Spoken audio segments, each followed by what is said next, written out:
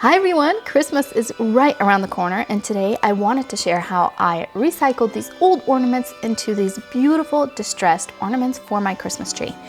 If you are new to my channel, welcome. My name is Lily and this is where I share all of my DIY stuff. In this video, I'll be sharing a few different ways that I distressed these ornaments using different colors and powders. For this DIY, you will need some colored powder. I actually needed brown powder for one of my ornaments, and the only thing I could think of was cocoa powder, which actually worked out perfect. I ended up using some embossing powder as well in the color silver and some plaster of Paris for my white colored powder. You will also need some craft paint. I'll share all the colors I used for each ornament as well as more information on my blog. I will be linking that in the description section if you guys want to check that out. You'll also need a recycled grocery bag. I'll be sharing how I made my brown ornaments first, then my concrete colored ornaments, and lastly, I'll share how I made the black ones, which are my favorite. When picking craft paint, you'll need similar colors in a light and darker shade for all these DIYs. For my brown ones, I used the Trail Tan and Golden Brown. I first started off by painting the whole ornament in the lighter color. I then let it dry completely. I sometimes use my heat gun to speed up the process because DIYs take a while and I don't have patience. Then I tore a piece of my grocery bag and crunched it so it fits into my hand. I then dipped the bag into the darker paint and dabbed it off a bit before dabbing the rest of the color onto the ornament. The goal here is to sparsely cover it with the darker color so you could still see the lighter color popping through. For this step, it's important to work fast because you'll need to dip it into the powder while the paint is still wet.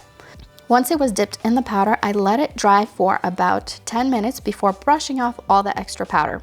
If you brush it off too soon, there's a chance of you actually brushing off all the powder, so it's important to let it dry. Here's how the brown ornaments turned out. I love how neutral they look, and I think they will pop against the green Christmas tree so well. Next up, for my concrete colored ornaments, I used the color Cool Concrete and Cavern Moss made by Faux. For these ornaments, I first painted the darker color on and then dabbed on the lighter color. There's actually no rules as far as which color goes first. As long as one of the colors is lighter than the other, it'll create that depth and texture and color. If you notice you've applied too much of the lighter color, you can actually simply dab back into the darker color and kind of balance it out that way. Okay, so for this one, I actually tried two different powders. One of them was the silver embossing powder, and then I also used plaster of Paris for the white powder. And here's how they both looked. I actually really love the white powder way more, but I learned that it works best if you don't like drench the whole ornament in this powder because it almost looks like it's all white. You lose that depth in color. I learned that applying the powder sparsely works best. On to the black ornaments. These are definitely my favorite of all the colors I did because you can see so much of the details on them. For these, I used just some regular flat black craft paint and some of this Cavern Moss.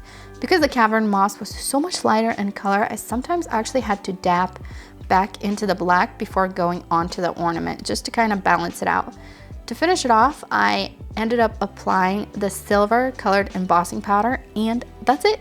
If you feel like you don't have enough powder, which I noticed that with these black ones, I had to keep going in and adding more powder, you can always dab a little bit more paint on in the areas that look sparse and go in with the powder again. I added some black sheer ribbon onto them, and I can't wait to hang them onto my tree. I haven't decorated it yet, but I can't wait. I was thinking if these were green and blue, they would look just like the planet Earth. But I love that I kept them neutral. I'm hoping to keep it all neutral this year. And that's it for this DIY, everyone. I hope you enjoyed it. Give me a thumbs up and don't forget to subscribe for more DIYs. I'll be sharing more this week. I'll see you all next time. Bye.